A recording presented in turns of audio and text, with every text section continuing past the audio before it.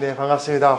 부활주일입니다. 우리 함께하는 교회가 개척된 이후로 두 번째 맞는 부활주일인데, 그 두 번의 부활절마다 입교 문답과 세례를 입교하시는 분들이 계시고 세례를 받으시는 분들이 두 번 다 있었습니다. 정말 처음 시작하는 개척교회가 이렇게 부활절마다 새롭게 입교하고 세례받는 일들이 일어난다는 자체에 감사하지 않을 수가 없습니다. 주님께서 우리 가운데 계속 계시고 또 우리 가운데 생명을 잉태하고 또한 생명이 자라나는 일들이 계속해서 일어날 수 있기를 더욱더 기도하고 있습니다. 우리 함께 말씀 보겠습니다. 말씀은 고린도전서 15장입니다. 고린도전서 15장 22절부터 쭉 보았으면 좋겠는데 25절, 26절, 31절 세 절만 읽도록 하겠습니다.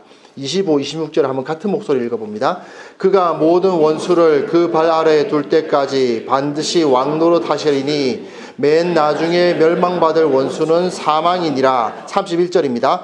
형제들아, 내가 그리스도 예수 우리 주 안에 가진 바 너희에 대한 나의 자랑을 두고 단언하노니 나는 날마다 죽노라. 아멘. 부활절, 예수님께서 다시 살아나신 것을 기념하는 날입니다. 그러나 사실은 우리는 부활은 매일마다 기억하고 매주일마다 기억하는 것이 옳습니다. 그래서 사실은 로만 가톨릭에서는 사순절이라는 걸 지키죠. 우리도 사순절 기간이라는 것을 의식은 하고 있습니다. 부활절 이전에 40일, 40일 전부터 시작해서 그 시간을 예수님께서 고난받으시기 위해서 걸어가셨던 그 기간으로 생각하고 주님의 고난과 부활을 기념하는 주간으로 보통 지킵니다. 그런데 재미있는 것은 사순절인데 정확하게 40일 전이 아닙니다. 주일은 뺍니다. 주일은 빼고 매주를 6식으로만 생각해서 주일을 빼고 40일입니다. 그래서 언제 수요일부터 시작하게 되어 있는데요. 그래서 제의 수요일, 제를 이제 뒤집어 쓰는 수요일부터 시작해서 고난주간 토요일까지가 딱 40일로 맞춰져 있습니다. 왜 주일을 뺄까요? 매 주일은 예수 그리스도의 부활을 기념하는 날이기 때문입니다. 그날은 고난의 날이 아니에요. 부활의 날이에요. 그렇기 때문에 그것은 뺍니다. 빼고 나머지 평일들만 세워서 40일을 세워가지고 사순절을 기념을 합니다. 그 정도로 우리는 비록 우리가 1년에 한 번씩 부활절을 지키고 새롭게 주님께서 다시 살아나셨음을 기억하면서 우리 마음을 새롭게 하기 위해서 부활절을 기억하고 기념하지만, 그러나 우리의 모든 삶 가운데 예수 그리스도의 부활은 매 주일마다 매일마다 우리 가운데 역사하는 것이 맞습니다. 사도 바울은 바로 그 사실을 고린도전서 15장에서 계속 이야기를 해주고 있습니다. 지난주에 제가 말씀드릴 때 사도 바울이 우리에게 부활이 없으면 이 세상의 그 모든 사람들 중에서 우리가 제일 불쌍한 사람이다 라는 말을 했던 것을 살펴보았습니다. 왜냐하면 그가 사실상 인간적으로 봤을 땐 굉장히 불쌍하게 살고 있었기 때문입니다. 어디까지나 인간적으로 보았을 때 그렇습니다. 인간적으로 보았을 때, 세상의 시각으로 볼 때에는 그가 모든 것을 다 잃어버린 사람처럼 보였습니다. 모든 것을 세상에서 가장 낮은 자, 정말 만물의 찌꺼기처럼 여겨지는 그런 삶을 살았습니다. 그러나 그럼에도 불구하고 그는 내가 예수 그리스도의 부활이 있기 때문에 내 삶은 결코 불쌍한 삶이 아니라 가장 가치 있는 삶이고 가장 위대하고 영광스러운 삶을 살고 있노라고 고백을 하고 있는 거죠. 그래서 오늘 읽지 않았습니다만 제가 한번 22절을 한번 읽어보겠습니다. PPT에 준비되어 있는데 22절부터 한번 읽어보겠습니다. 22절에 보시면 아담 안에서 모든 사람이 죽은 것 같이 그리스도 안에서 모든 사람이 삶을 얻으리라, 이런 이야기를 합니다. 자기가 뭐 하는 사람이냐? 온 세상 인류를 구원하는 사람이에요. 복음이라는 것은 지난주에 말씀인데, 복음이라는 것은 단순히 나와 떨어져 있는 어떤 객관적인 사실이 아니라 내 삶 가운데 녹아 들어있는 것이고 나에 의해서 전해지는 것이기 때문에 예수 그리스도께서 온 세상을 구원하시기 위해서 십자가를 지시고 다시 살아나셨듯이 그분을 믿고 그분의 복음을 받아들이면 내 삶 자체가 어떤 삶이 되느냐? 온 인류를 구원하는 예수 그리스도의 삶과 같은 것이 되는 것입니다. 내가 비록 예수님처럼 온전하지 못하더라도 내 삶을 통해서 나는 온 세상을 구원하는 존재가 됩니다. 그 자긍심을 가지고 아담 안에서 한 명이 죽은 것처럼 내 삶을 통해서 예수님을 믿는 내 삶을 통해서 작은 예수로서 또 한 명의 예수로서 이 세상을 살아가는 나에 의해서 내가 이 세상을 모든 사람을 다시 살리는 그 일을 하노라고 자긍심을 표현하고 있어요. 그런데 문제는 뭐냐면 이것이 한꺼번에 짠 이루어지면 좋겠는데 그렇지는 않다라고 바울이 말을 하고 있습니다. 23절에 보시면 그러나 각각 자기 차례대로 된다. 자기 차례대로 된다. 이게 무슨 소리냐? 예수님께서 십자가에 못 박혀 죽으셨다가 다시 살아나심으로써 전 인류가 갑자기 다 부활하게 되느냐? 그게 아니었죠. 그 제자들부터 시작해서 예루살렘과 온 유대와 사마리아와 땅끝까지 점점 그 복음은 퍼져나가는 것이었습니다. 즉 한꺼번에 세상이 완벽하게 바뀌는 게 아니고 조금씩 바뀌어 나가는 것이었습니다. 점점 마치 겨자씨 한 알이 자라나는 것처럼 그 서말 가루 속에 있는 누룩이 부푸는 것처럼 세상을 점점 더 변화시켜 나가는 것이 바로 복음이었습니다. 그래서 사도 바울은 이 사실을 이야기하면서 지금 예수 그리스도의 복음에 의해서 세상은 하나님의 나라로 정복되고 있다고 이야기합니다. 마치 여호수아가 요단강을 멈추게 하고 하나님의 권능으로 요단강을 멈추게 하고 길갈로 들어가서 길갈이란 말이 뭐냐면요. 돌을 굴린다는 뜻입니다. 돌을 굴린다. 돌을 굴려버렸듯이 예수님께서 그 돌을 굴리시고 그 무덤에서 나오심으로 이 세상은 정복이 된 겁니다. 사실은. 그런데 여호수아도 길갈을 정복했다고 해서 그 가나안 땅 전체를 다 정복한 것은 아니었죠. 계속해서 전쟁이 이어지고 여리고를 이제 함락시킨 후에는 또 아이에서는 패하기도 해요. 패하기도 하고 뭐 여러 가지 어려움도 겪어가면서 그러나 결국에는 그 가나안 땅을 정복하는 그 그림처럼 예수님께서는 그 무덤의 돌을 굴려버리시고 나오셔서 그 땅을 하나하나 정복해 가고 계신 것입니다. 그래서 그 중에 나도 있고 그럼 점점 그 세상이 정복되어 가고 있는데 오늘 본문입니다. 근데 이렇게 말해요. 그가 모든 원수를 그 발 아래에 둘 때까지 반드시 왕노릇 하시리니 모든 원수가 어디 있겠습니까? 온 세상의 원수들, 적의 세력들, 사망의 권세들이 가득 차 있어요. 온 세상 가운데 전 지구상에 다 사망의 권세들이 가득 차 있는데 그 모든 원수를 주님께서 그 발 아래 둘기까지 완벽하게 하나님의 나라가 이 땅을 정복하게 될 때까지 예수님은 무엇을 하느냐? 왕노릇 하신다. 통치하신다라고 번역하는 게 훨씬 더 좀 자연스럽습니다. 예수님이 지금 이 땅을 나중이가 아니고요. 나중에 예수님께서 다시 오셔서 통치하시게 되는 게 아니고 모든 원수가 예수님의 발 아래 놓이기까지 예수님은 왕으로서 통치해 나가신다는 것입니다. 마치 다윗이 사실 여호수아가 그렇게 가나안 땅에 쳐들어간 다음부터 그 가나안 땅이 다 정복되는 것은 다윗에 의해서입니다. 몇백 년 걸렸어요. 그 동안에 다윗이 그 왕으로서 전쟁을 계속 하지 않습니까? 왕으로서 통치하면서 계속 전쟁하면서 그것을 정복해 가는 것처럼 예수님께서 하나님 나라의 왕으로서 그 하나님 나라가 어디입니까? 교회입니다. 교회. 이 교회의 왕으로서 이 세상을 정복해 가신다는 겁니다. 계속해서 주님이 통치해 가신다. 마치 다윗이 왕으로서 또한 장군으로서 세상을 정복해 나가듯이 예수님께서는 그 일을 행하고 계신다. 그런데 재미있는 말이 나와요. 26절에 보시면 맨 나중에 멸망받을 원수는 사망이니라. 이거 재밌어요. 왜냐하면 우리는 예수님께서 무엇의 권세를 이겼다고 알고 있습니까? 사망의 권세를 이기셨어요. 그런데 이 정복이 계속 일어나는데 맨 마지막에 멸망받을 원수는 사망이에요. 지난 시간에 말씀드렸던 것처럼 현재와 과거와 미래가 좀 이제 섞여 있는 듯한 느낌이 들지 않습니까? 오늘 내가 지금 구원받은 사람으로서 내가 예수님께서는 이미 부활하셨는데 예수님이 부활하셨음에도 불구하고 이미 과거에 부활하셨음에도 불구하고 우리의 부활이 없으면 예수님의 부활도 없다는 묘한 그 현재와 과거와 미래의 그 시차와 그리고 그 원인과 결과가 섞여 있는 듯한 표현이 여기서 나오고 있는데 여기서도 마찬가지예요. 예수님은 이미 사망의 권세를 이기셨지만 그러나 아직 사망의 권세는 끝나지 않았어요.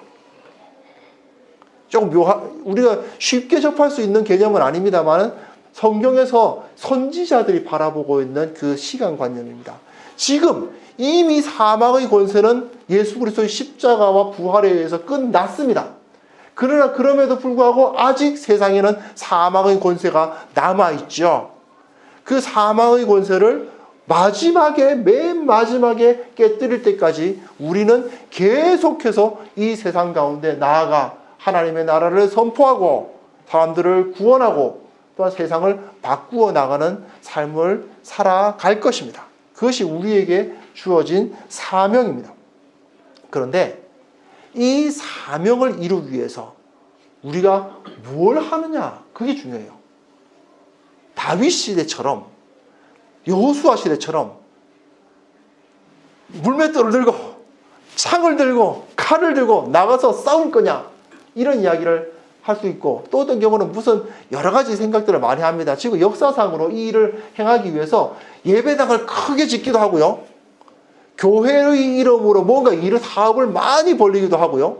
그 여러 가지 많은 그 일들을 해왔는데, 물론 그런 것 자체가 무가치하다는 것은 아니지만 가장 중요한 원리, 그 중에서 가장 중요하게 우리가 생각해야 될 것이 사도 바울에 의해서 본이 보여져 있습니다. 바로 31절이죠. 31절에 보시면 형제들아 내가 그리스도 예수 우리 주 안에서 가진 바, 내가 우리 주님 안에서 가진 바 너희에 대한 나의 자랑을 두고, 나 정말 너희들 앞에 정말 자랑스럽게, 이야 나 봐, 나 이렇게 살아, 이러면서 이제 마치 자랑하듯이 너희들 나처럼 살아봐 라고 말할 수 있을 정도로 당당하게 너희들 앞에서 그리스도 주님의 권세를 덧입고 너희들 앞에서 내가 자랑하듯이 말하는데, 진짜 나 이거 하는 내가 좀 내세울 수 있는데 뭐 한다는 것입니까? 단언한다. 나 진짜 이렇게 산다. 야, 나 이렇게 살아. 이러면서 굉장히 그 자신 있게 말하죠. 바로 나는 날마다 죽는다. 날마다 나는 죽는다. 이게 무엇입니까? 조금 이해가 안 되지만 사망 권세를 이겨나가는, 이 세상에서 성도가, 예수님의 뒤를 따르는 성도가 이 세상의 사망 권세를 이겨나가는 길이었던 것입니다. 매일마다 죽어요. 어떻게 그게 가능합니까 싶지만 이건 사도 바울에겐 굉장히 중요한 것입니다. 왜냐하면 바울은 이렇게 선포했거든요. 갈라디아서 2장 20절에 보시면 이렇게 선포했어요. 내가 그리스도와 함께 십자가에 못 박혀 죽었다고. 더 이상 나는 사는 게 아니라고. 내 안에 그리스도께서 사실 뿐이지 나는 이미 죽었기 때문에 나는 더 이상 바울로서 사는 것이 아니라 또 다른 예수로서 산다라고 고백을 했어요. 그런데 실제로 그것이 사실이었을까요? 바울 입장에선 바울이 정말 완전히 죽었을까요?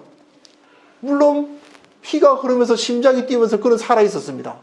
또한 사도행전을 보면 그도 에베소 같은 데서 보시면 좀 이제 그렇습니다. 아직까지 혈기가 좀 남아있구나 라는 것이 보이는 데가 있습니다. 사도 바울이 사실은 원래 혈기 하나는 끝내줬던 사람 아닙니까? 얼마나 그냥 열심으로 사람 잡아 죽이려고 그냥 돌아다녔던 사람입니까? 그 엄청난 젊었을 때 혈기, 그걸 품고 있었던 사람이에요. 그런데 이렇게 갈라디아 성도들에게 예수님 만난 이후에 고백하잖아요. 나 죽었다고. 그런데 정말 다 죽었냐? 안 죽은 겁니다. 아직 살아있었어요. 그 마음속에 혈기가 아직 살아있었어요. 자아의식이 살아있었어요. 나 가말리엘 문화에서 배웠다. 나 율법으로서는 흠이 없는 바리새인이다 라고 말하는 그 자랑들 다 사실은 그 마음속에 꿈틀꿈틀 살아있었던 것입니다. 그렇기 때문에 그는 어떻게 하느냐? 죽입니다. 어떻게 해요? 매일 죽입니다. 날마다 자기 자신을 죽이는 삶을 살아왔던 것입니다. 그런 말이 있죠. 예. 제가 어제 신목사님이랑 같이 신방을 갔다 왔었는데 신목사님이 똑같은 말씀을 하셔서 정말 통했다. 와, 내가 설교 때 이 말을 하려고 준비해 놓는 거 어떻게 아시고 미리 하셨나 싶은 생각이 드는 그런 말씀이 있었는데, 바로 우리가 뭔가를 잘하려면 어떻게 해야 되느냐? 영어 잘하려면 어떻게 해야 되느냐? 하루 동안 열심히 영어 공부 막 하면 딸딸딸딸 외우면은 잘하게 되느냐? 한 달 잡고 그냥 매일매일 그 한 달 붙잡고 잠자고 먹는 시간만 빼고 계속 영어만 하면은 잘하게 되느냐라고 했을 때 그게 아니고 매일 하면 잘하게 되죠. 매일. 하루에 30분씩이라도, 하루에 정말 한 30분씩이라도 계속해서 그거를 반복해서 하고 또 하고 또 하고 계속 반복하면 그 사람이 잘하는 사람이 됩니다. 단기간에 뭔가를 좋은 걸 얻는 건 별로 없어요. 사실은 단기간에 좋은 것을 우리가 얻는 것 중에서 좋은 게 과연 뭐가 있을까요? 예. 저는 그 운전면허를 보면 정말 단기간에 딸 수 있는 것 같습니다. 단기간에 딸 수 있어요. 운전면허 중요한 거 아닙니까? 딸 수 있어요. 그러나 여러분, 어떤 친구가, 젊은 친구가 와서 집사님 저 오늘 운전면허 땄어요. 그래, 잘 땄다. 저 차도 샀어요. 타세요. 타고 싶으십니까? 예, 별로 그렇게 타고 싶지 않으시죠? 방금 오늘 땄대요. 옆에 별로 타고 싶지 않습니다. 왜요? 단기간에 딴 면허기 때문입니다. 그 사람이 그러나 단기간에 딴 것이, 면허는 옛날에 땄고 한 10년 동안 계속 그냥 하루에 오며 가며 운전하고 다니는 사람이다 그러면 별로 그렇게 걱정 안 하시고 타시죠.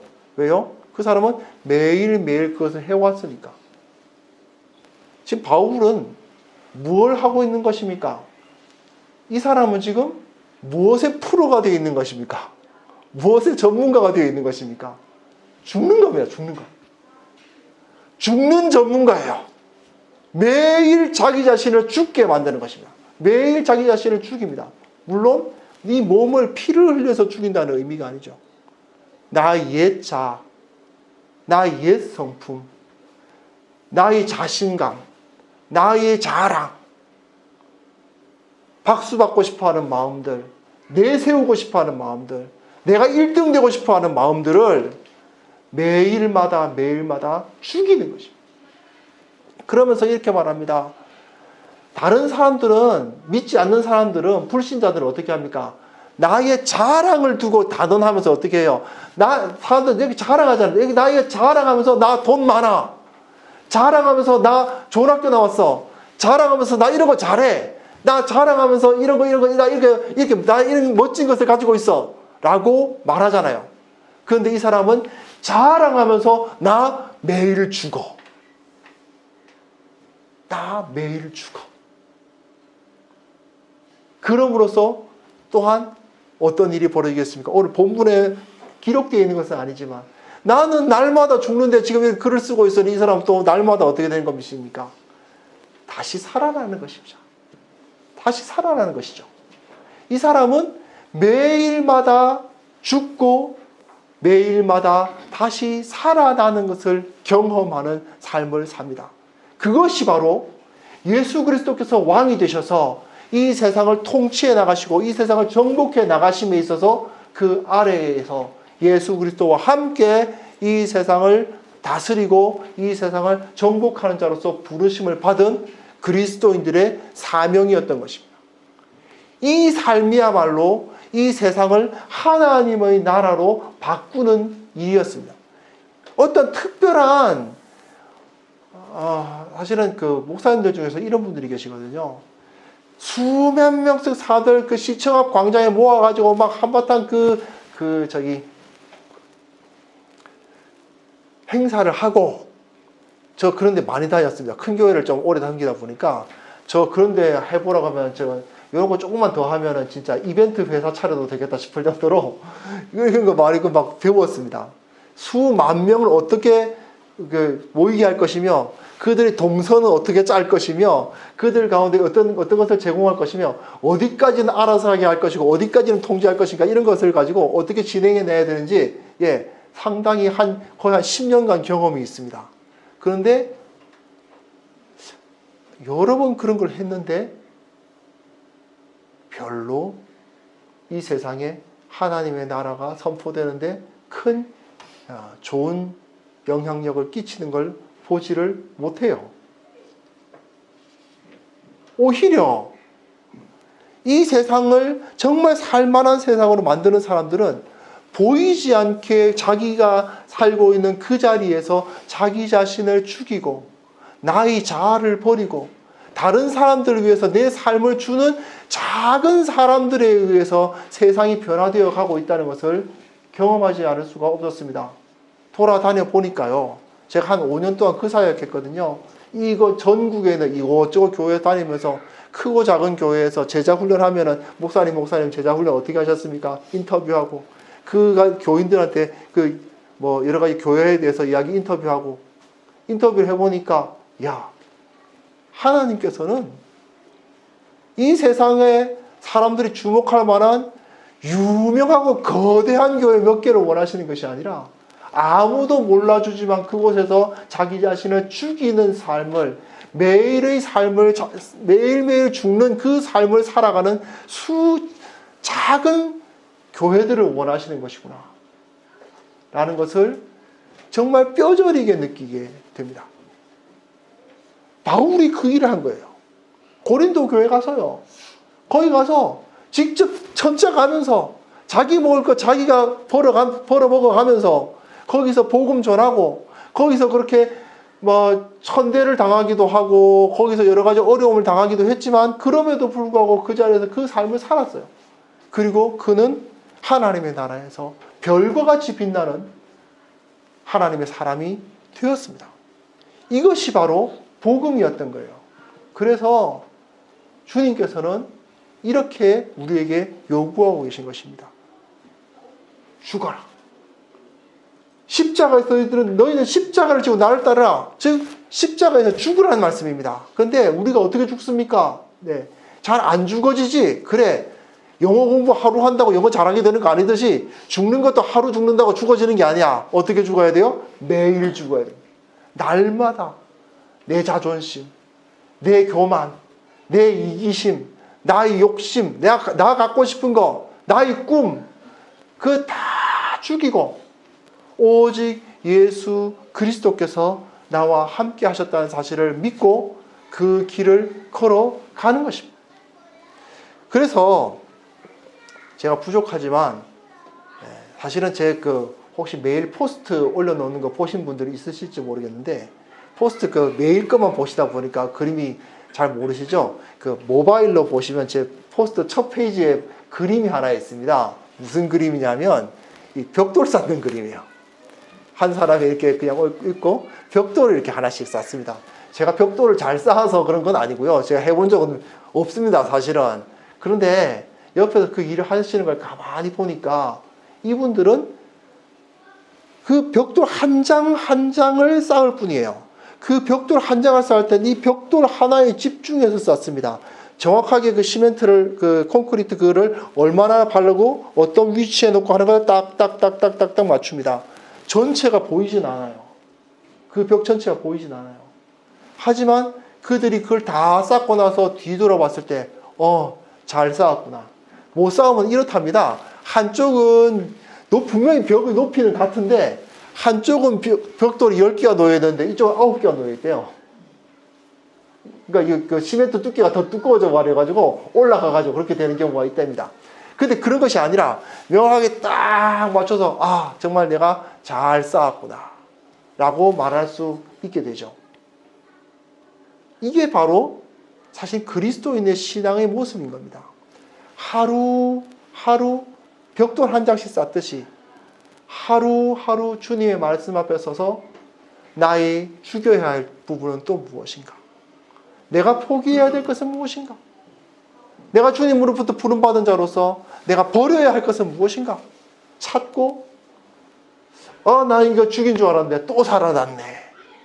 내 자아 이미 죽은 줄 알았는데 또 살아나 있어. 그럼 또 죽여야지. 어떡합니까? 오늘도 죽이고. 날마다 자신을 죽여가는 삶. 그것을 통해서 다시 한번 내가 부활하는 것을 경험하는 삶이야말로 진정한 그리스도인의 삶입니다. 그걸 통해서 이 세상은 변화되는 거예요. 날마다 죽는 사람에 의해서, 날마다 세상은 다른 사람을 죽이는 사람들에 의해서 정복되어 있는 것처럼 보이지만 사실은 하나님의 나라가 이 세상을 정복하는 방법은 날마다 자신이 죽는 사람에 의해서 세상은 정복되어 가는 것입니다. 이 일을 우리는 감당하도록 부르심을 받았습니다. 이게 그리스도인의 삶입니다. 우리가 하루를 살아갈 때에 주님께서는 나에게 이 생명을 주신 것입니다. 그리고 잠들 때에 나는 생명을 다하고 죽는 거예요. 그래 또 아침이 옵니다. 다시 잠이 깨면 나에게 또 하루를 주님께서 주신 겁니다. 다시 살아난 자와 같이 새로운 마음과 새 힘으로 내 새로운 생명이 다시 한번 시작됐다는 그 기쁨으로 하루를 하나님의 말씀으로 가지고 마치 그 하루에 하나님의 말씀을 보고 나에게 주어진 미션을 보고 오늘의 미션은 무엇입니까? 말씀 앞에 서서 그 말씀에서 오늘의 미션은 이것입니까? 그렇다면 내가 이 일을 감당합니다. 오늘의 미션은 무엇입니까? 어제와 같군요. 좋습니다. 그럼 어제 했던 그 미션대로 계속해서 매일매일 말씀 앞에서 내가 하나님 앞에 어떻게 살아가야 할 것인가를 확인해 가면서 오늘은 또 죽고 또 한번 살아나는 그러한 삶을 우리는 경험하는 것입니다. 정말 감사하게도 오늘 세례식이 있습니다. 세례는 사실은 예수님과 함께 죽는 것을 의미합니다. 그 물 안으로 소량의 물이 머리에 부어지지만 사실은 그것은 물 안으로 들어가서 주님과 함께 죽는다는 뜻입니다. 그리고 그 물 밖으로 나오면서 주님과 함께 다시 살아난다는 뜻입니다. 우리가 오늘 세례식이 이루어지는 그 가운데에서 우리도 나는 이미 몇 년 전에 세례를 받았지만 나는 태어날 때 어릴 때 세례를 받고 입교를 했지만 그러나 저 세례를 받는 분과 같이 나도 죽고 주님과 함께 다시 살아났다. 또 나는 죽을 것이고 또 나는 살아날 것이다. 이 삶을 죽고 다시 살고 죽고 다시 사는 그 반복된 삶을 주님 앞에 서는 그날까지 계속하리라. 내가 비록 지금은 벽돌 하나 쌓는 것 같아서 전체 하나님의 나라가 지금 어떻게 이루어지고 있는지 잘 보이지 않지만 내게 맡겨져 있는 이 벽돌 하나하나를 쌓아갈 때 결국은 이 전체 하나님의 나라가 예수 그리스도께서 모든 공사를 주관하시는 예수 그리스도의 눈에 의해서 이 내 벽돌 하나하나 쌓는 것이 결국은 집을 만들고 하나님의 나라를 이루는 일에 쓰임을 받을 것이다. 그 확신을 가지고 감사하며 찬송하며 주님의 죽으심과 부활을 함께 살아가는 우리 귀한 성도님들 되시기를 바랍니다. 기도하겠습니다. 하나님 아버지, 예수 그리스도께서 다시 살아나신 그 부활의 영광을 우리가 체험하기를 원합니다. 주님께서 우리와 함께 하셨고 주님께서 우리의 주인이 되어 주셨습니다. 주님 그러하오니 지금 우리에게 오시사 우리도 다시 한번 주님처럼 죽고 주님처럼 다시 살아나가는 삶을 매일매일 경험하게 하여 주옵소서. 예수님의 이름으로 기도합니다. 아멘.